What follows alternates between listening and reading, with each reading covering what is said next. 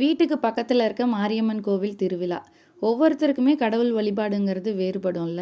எனக்கு கடவுள் வழிபாடுங்கிறது என்னோட மன கஷ்டத்தையோ கவலையோ சந்தோஷத்தையோ யாருக்கிட்டையாவது போய் ஷேர் பண்ணிக்கணும், கத்தி அழணும்.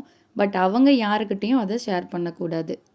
அந்த வகையில் பார்த்தோன்னா கோயிலில் இருக்க சுவாமி சிலை என்றைக்குமே என்னோட கஷ்டத்தை வாங்கி யாருக்கிட்டையும் சந்தோஷமாக சொல்லி சிரிச்சதில்ல. அதனால் எனக்கு கோவிலுக்கு போகிறது பிடிக்கும். எனக்கு அது மேலே நம்பிக்கையும் கூட. உங்களுக்கு சாமி வழிபாடுனா என்னங்கிறத மறக்காமல் கமெண்ட்ஸில் சொல்லுங்கள். எங்கள் ஏரியாவில் நோம்பி சாட்டி 3வது நாள் தான் கரகம், தீச்சட்டி இதெல்லாம் எடுத்துகிட்டு வராங்க. பொங்கல் வச்சு கோழியும் இருக்கிறாங்க.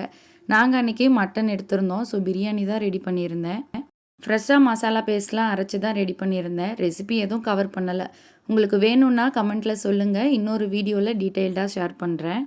பிரியாணிக்கு கிரேவி எதுவும் வைக்கல. நைட் டைமுங்கிறதுனால முட்டை ரைத்தா மட்டும் வச்சு சாப்பிட்டாச்சு. வீடியோ பிடிச்சிருந்தா மறக்காமல் சப்ஸ்கிரைப் பண்ணிக்கோங்க. நாளைக்கு இன்னொரு குட்டி விலாகில் பார்க்கலாம்.